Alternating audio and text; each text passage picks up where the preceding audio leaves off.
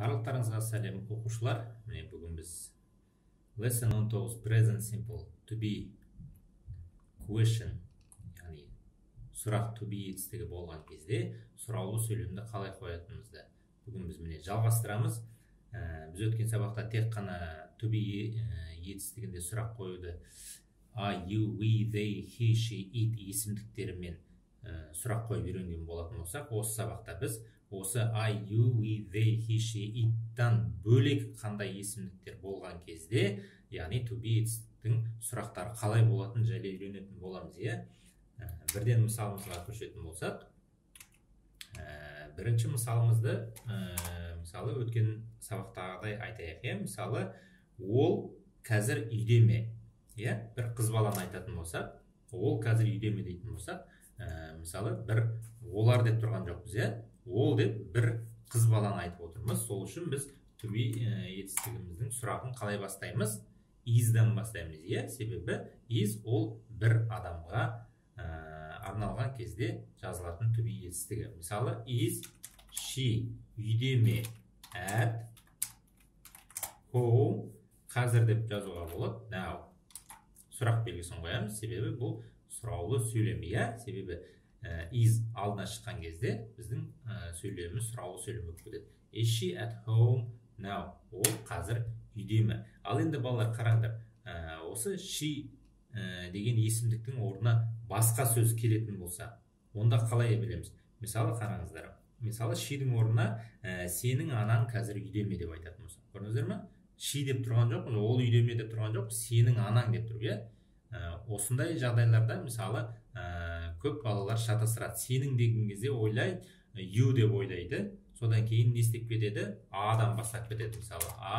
You, mother деп кетеді, мысалы. Ол негізі дұрыс емес. Қараңыздар, сенің анаң деген, ол басқа, ол сен емес, ол басқа адам, яғни сенің мамаң ол. Ал сенің мамаң деген,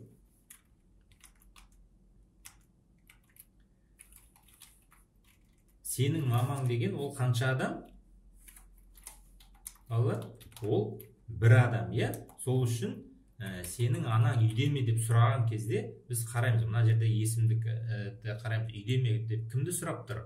Сенің анаңды сұрап тұр. Ол бір адамды сұрап тұр ма, жоқ көп адамды сұрап тұр ма, Егер бір адам жайлы сұрап тұратын болса, онда is қоямыз. Егер көп адам жайлы сұрап тұрса, онда a қоямыз. Бұл жерде сенің анаң үйде ме деп тұр, сенің ата-анаң деп тұрған жоқ. Сенің ата-анаң үйде ме десе, онда a деп қоятын едік. Are your parents деп қоятын едік, Бірақ біз не қоямыз? Is қоямыз, себебі бір ғана анамызды сұрап тұр. Is your mother at home? Міне балалар, осылай ажыратасыңдар. Яғни he, she, it, I, you, we, they болмай, орнына басқа сөздер келетін болса, міне осылай жекеше немесе көпше түрі арқылы ажыратып алуға болады екен. Яғни is жекеше түрге, a ол көпше түрге. Және m ғана, тек қана ол өзінің жайлы айтқан кезде. Мына жерде өз жайлы айтып тұрған жоқ қой. Басқа біреу жайлы айтып тұр, сенің анаң туралы. Сен туралы деп тұрған жоқ, сенің анаң туралы айтып жатыр. Сен үйдесің бе десе, мысалы, are you at home десе, онда жауап бергенде I am at home, немесе I'm not at home деп жауап береді екенбіз. Келесі мысалымыз, олар дәрігерлер ме? Бұл жерде оп-оңай, себебі олар деп айтып тұрмыз, а олар деген бізде they, ал they болған кезде бізде сұраулы сөйлем алда a шығады екен, Are they дәрігерлер ме? Doctors. Doctor деген дәрігер, doctors дәрігерлер, көпше түрде. Яғни артикль қоймаймыз алдына, зат есім болса да, себебі дәрігерлерді көпше түрде келіп тұр. Бұл енді оп-оңай, балалар, сұраулы сөйлемге. They are doctors десек, олар дәрігерлер дейміз. Орындарын ауыстырып, are they doctors десем, олар дәрігерлер ме деп сұраулы сөйлем болып кетеді.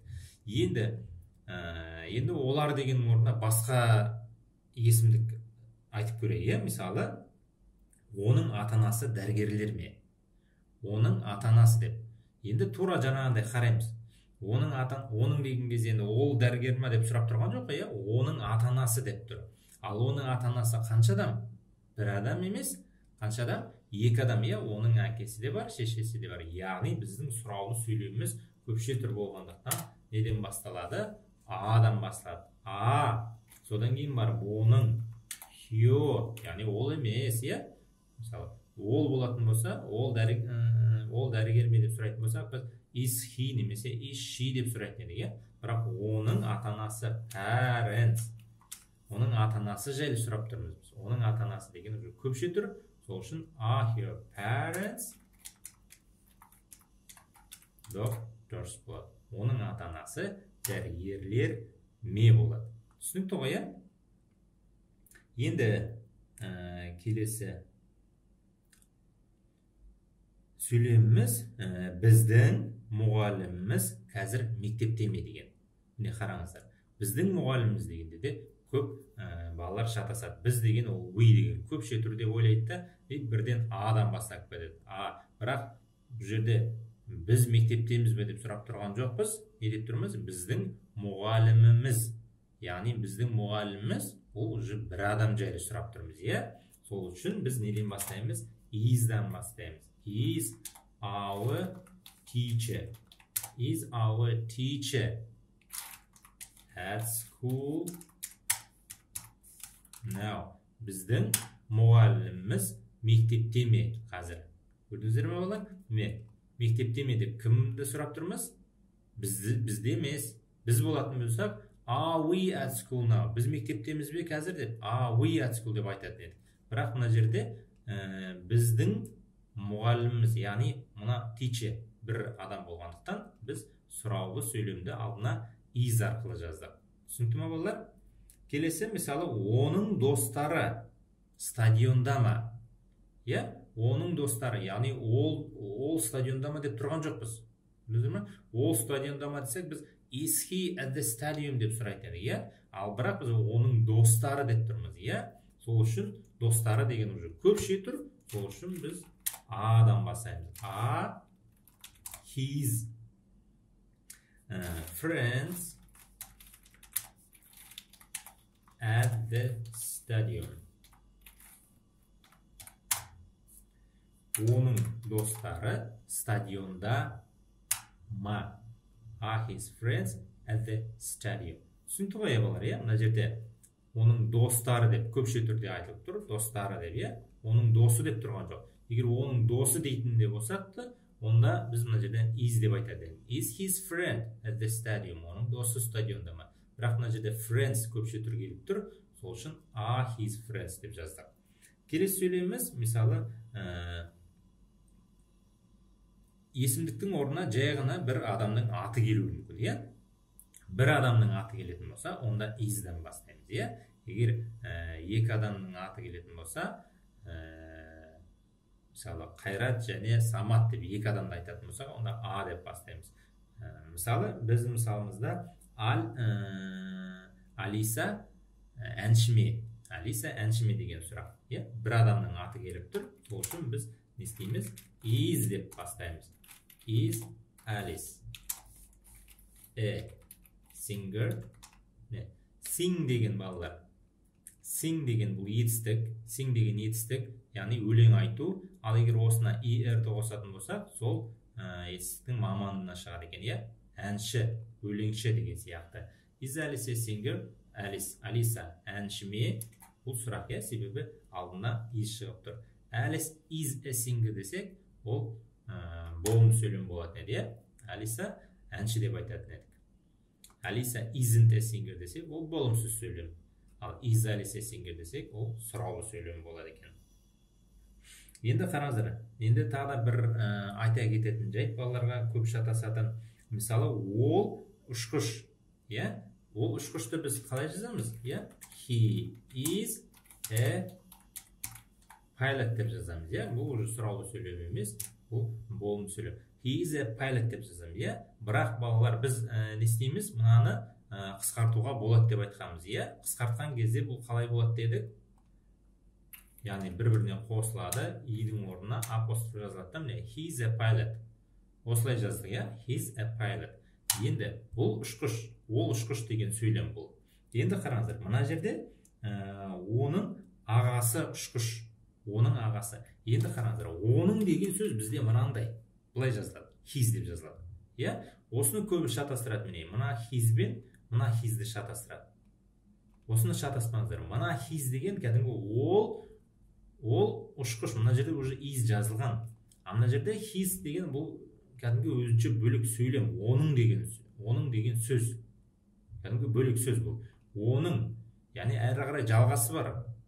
Кім, оның несі? Бір танысы ма, туысы ма, әрі біткен жоқ, иә? Есімдігіміз әлі біткен жоқ, бастаушымыз әлі біткен жоқ. Оның ағасы ұшқыш. Міне, есімдігіміз енді бітті, бастаушымыз енді бітті. Оның ағасы, his brother. Содан кейін барып біз не істейміз?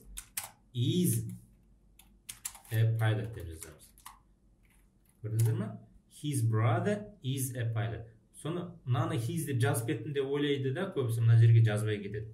Бірақ қараңыздар, бұл his деген кәдімгі бұл қысқартылмаған, кәдімгі оның деген сөз, бөлек сөз. Ал мынау оның деген сөз емес, бұл all деген сөз. Иә? Бұл all деген сөз, яғни қысқартылған кезде he is деген сөз қысқартылған кезде осылай his болып қалады. Екеу оқылған кезде his деп оқылады, бірақ жазылған кезде көрдіңіздер, мынау қалай қысқартылған үшін апостроф қойылады, мынау кәдімгі his деп I әрпімен жазылды. Осыны шатастырмаңыздар. He's a pilot, his brother is a pilot. Енді осының сұраулы сөйлемі қалай болады, иә? His brother is a pilot дедік. Енді сұраулы сөйлемге айналдыру үшін біз не істейміз? Мына is'ді алдына шығарамыз, иә? Сонда оның ағасы ұшқыш па деп сұраған кезде біз не істейміз? Is his brother a pilot? Оның ағасы ұшқыш па деген сұраулы сөйлем пайда болады екен, балалар. Оның ағасы деген кезде бізде де оны көп жағдайда біз ағасы деп айтамыз. Бірақ орысша айтқан кезде мынау brother деген брат болатын болса, орысша енді бізде дядя деген сөз бар, иә, тағы да. Бірақ қазақ тілінде бізде оны көп жағдайда ағасы деп кетеміз. Оның дядясы деп айтайық, түсінікті болу үшін. Is here. Бұл жолы оның деген қыз баланың болсын, иә, бір қыз баланың дядясы болсын. Дядясы деген uncle болады екен, иә, жақсы ма? Бұл орысша айтқан кезде, екеуді қазақша айтқан кезде екеуі де аға деп айтамыз, бірақ орысша айтқан кезде brother деген брат, uncle деген ол дядя болады, иә? Is your uncle a pilot?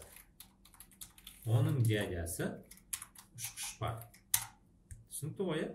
Оның дядясы ұшқыш па?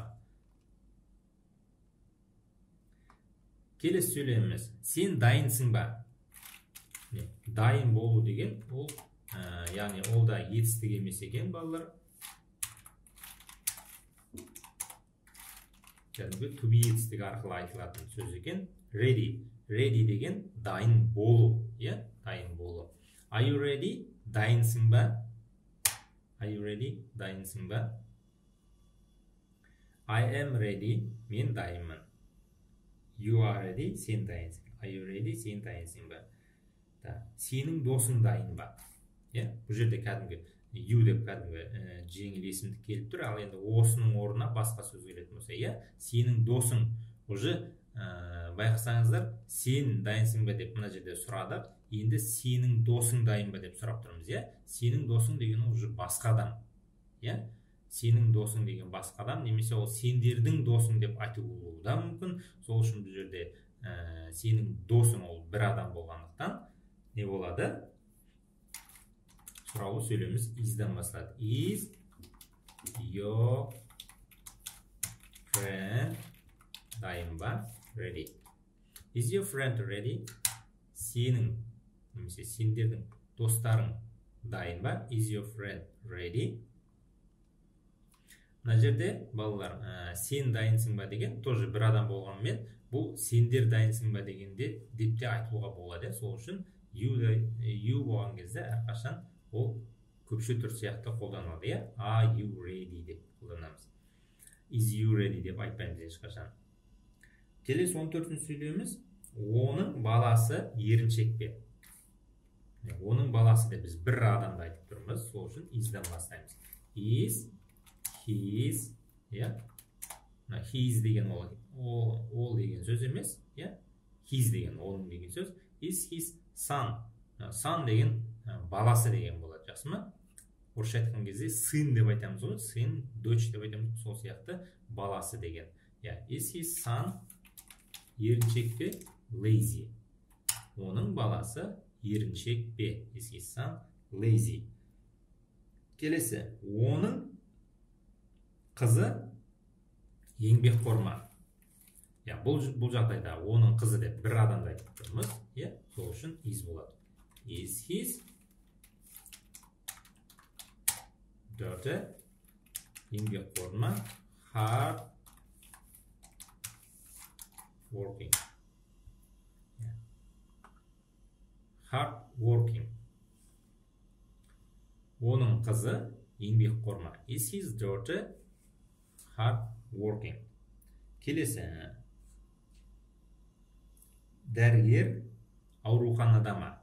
Яғни дәрігер деп біз көп дәрігерді айтып тұрған жоқпыз, дәрігерлер деп тұрған жоқпыз, дәрігер деп тұрмыз. Яғни не болады екен? Is болады, is'дан бастаймыз. Одан кейін бір нақты бір дәрігер сұрап тұрамыз, біз ойымызда бір ойлаған бір дәрігерді ойлап тұрамыз, сол үшін нақты болғандықтан ол Z болады. Is the doctor at the hospital? Яғни дәрігер ауруханада ма? Hospital деген ол больница, ауруханада at the hospital болады деген. Is the doctor at the hospital? Дәрігер ауруханада ма? Келесі сөйлеміміз, сенің туфлиң ескі ме? Балалар, қараңыздар, бұл жерде сенің туфлиң деп біз қазақша бір туфли деп айтқанымен, бірақ ол аяқ киімдердің барлығы, аяқ киімдер, сымдардың барлығының екі балақтары болады, екі пар болады, аяқ киімнің, туфлидің болса да, сол үшін әрдайым аяқ киім, туфли деген кезде біз көпше түр арқылы қолданамыз. Жақсы ма? Жекеше түр қолданбаймыз. Сенің аяқ киімің, сенің туфлиң деп айтқанымен is деп қолданбаймыз, не деп қолданамыз? А деп сұраулы сөйлемді адан бастаймыз. Your shoes. Сенің туфлиң деп айтқанымен, бірақ shoe деген бір парасы, бір несі, бір аяғы боласа, shoes туфлиң дегенде ол кәдімгі туфлиларың деп айтылады. Яғни ол екеу болғандықтан, біреусі оң аяқтікі, біреусі сол аяқтікі болғандықтан, екеу болғандықтан әрдайым көпше түрде қолданамыз. Жақсы ма? Your shoes ол ескі ме? Сенің туфлиң ескі ме? Жақсы ғой, Мына кітап қызықты ма? Мына кітап деген кезде жекеше түр, сол үшін is'дан бастаймыз, Is this book? Мына кітап. Енді қандай деп? Interesting. Қызықты ма? Мына кітап қызықты ма? Is this book interesting? Бұл кітап қызықты ма? Немесе. Ол сенің кластасың ба? Ол сенің сыныптасың ба болмаса, бір қыз баланы алатын болсақ, Is she сенің your кластасың деген classmate. Оңай, кластас, classmate. Is she your classmate? Ол сенің кластасың ба? Енді қараңыздар, мына жерде есімдігіміз ол болды, бұл жерде оп оңай. She деп айта салдық, сол үшін is болды. Ал енді сенің кластасың Англиядан ба деп сұраса. Бұл жерде she'дің орнына енді ол деп тұрған жоқпыз. Яғни сенің кластасың деп тұрмыз. Есімдіктің орнына, she'дің орнына басқа сөз келіп тұр. Яғни сенің кластасың деп бір кластасты айтып сұрап тұрмыз. Сол үшін бұл да неден басталады? Is'дан басталады. Егер сенің кластастарың деп көпше түрде бастайтын болсақ, онда A деп бастайтын едік. Бірақ бізде сенің кластасың деп тұр. Сенің кластасың. Is your classmate? Сенің кластасың. Is your classmate? Енді ары қарай. Англиядан ба? Англиядан ба деген кезде біз from деген қолданамыз, From бір жақтан дегенді білдіреді. From England. Англияда, England. England'тың орнына басқа қаланы айтып өздерің қолдана берсеңдер болады. Мысалы, is your friend деп, мысалы, is your classmate from Almaty, is your classmate from French, Франция, is your classmate from China Қытайдан ба? Is your friend from Павлодар? Павлодардан ба? Is your classmate from Астана? Сенің досың Астанадан ба? Кластасың Астанадан ба? Деп осылай қолдана беруге болады, иә, өздерін ауыстырып. Келесі сөйлеміміз олардың жаңағы ағасы, орысша айтқан кезде дядясы қолы бос емес па? Яғни дядясы бір адамды сұрап тұрмыз. Сол үшін is олардың, қараңыздар, олардың деп көбісі шатасуы мүмкін, иә? Олардың деген олар көп адам ғой деп шатасуы мүмкін, иә? Неге а деп қоймаймыз, иә? Бірақ біз қолы бос емес па деп кімді сұрап тұрмыз? Олар жайлы сұрап тұрған жоқпыз ғой. Егер олардың қолы бос емес па десек, онда біз they дейтін едік, иә?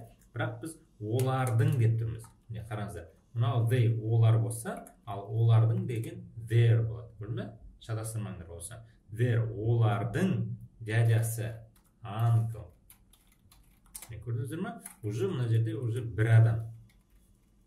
Олардың ағасы уже бір адам. Сол үшін біз неден бастадық? Мына жерде is'дан бастадық. Is their uncle қолы бос емес па деген ол бізде busy. Яғни их дядя занят. Орысша айтқан кезде, олардың ағасы қолы бос емес па? Олардың ағасы занят па деген сияқты қазақшада, түсінікті болу үшін айтып отырмын. Енді олар қолы бос емес пе деп жаңа айтқан мысалымызды келтірейік, шатаспау үшін. Олар деп. Енді олар деп сұрап тұрған үшін, олар көп адам ғой? Көпше тұр, сол үшін адам бастаймыз. They деп тұрмыз. Олар занят па? Are they busy? Көрдіңіздер ме? Екеуін шатастырмаңыздар міне. Are they busy? Мына жерде олар деп тұр, көпше тұр. А мына жерде their олардың uncle, дядясы деп тұр. Көрдіңіздер ме? Сол үшін де is'ді қолданып тұрмыз. Дядясы себебі бір адам. Балалар сабақтама. Балалар деп. Көрдіңіздер ме? Уже бірден көпше тұр болған. Яғни бір нақты балалар, бір кез келген балалардың сабақта екенін сұрап тұрған жоқпыз. Нақты бір балалар жайлы сұрап тұрмыз. Мысалы, әкесі келуі мүмкін да, анасынан балалар сабақта ма деп сұрақ қояды. Яғни ол нені білдіреді? Яғни өздерінің балаларын сұрап тұрғаны айтылады. Бұл жерде бөтен біреудің балаларын сұрап тұрған жоқ, кез келген балалар. Кез келген любой балалар сабақта ма деп сұрап тұрған жоқ. Өзінің балалары жайлы айтып тұр. Сол үшін мына жерде нақты артикль қоямыз. Are the children? Are the children at the lesson? Lesson бізде сабақ, сабақ. Яғни, at деген болатын болса, алдына at қойылатын болса, сабақта. At the lesson. Нақты бір сабақта, at the lesson. Яғни, бұл жерде де нақтылап тұрмыз, кез келген сабақта емес, нақты өздерінің мектеп сабақтары ма, немесе университет сабақтарында ма деген сияқты сұрақ болғандықтан, at the lesson сабақтарында, at the lesson. Енді мына жақта a болғандықтан, are the children балалар сабақта ма деп сұраймыз. Келесі, Том сабақта ма?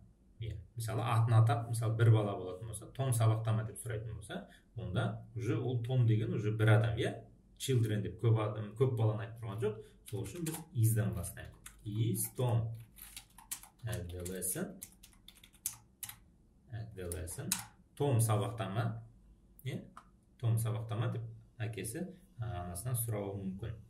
Немесе Том аулада ма деп. Is Tom аулада деген in арқылы жазылады. In the yard. Міне балалар, осымен 25 сөйлеміміз аяқталды. Бәрін бір қайталап шығайық. Lesson 19 сабақ. Present simple. Осы жай, осы шақ.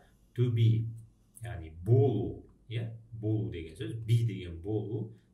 Болу бір жақта болу, немесе бір кейіпте болу. Question, сұрақ.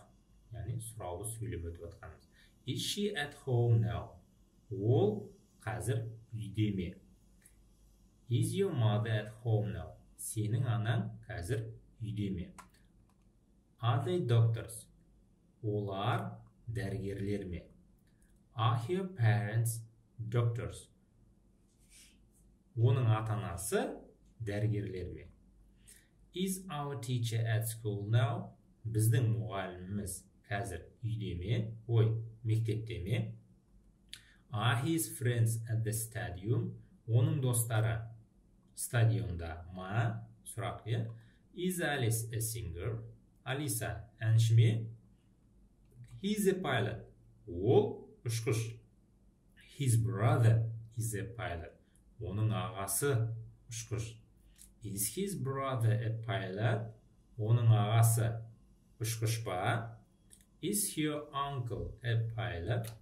Оның дядясы ұшқыш па? Are you ready? Дайынсың ба? Is your friend ready? Сенің досың дайын ба? Is his son lazy? Оның баласы еріншек пе?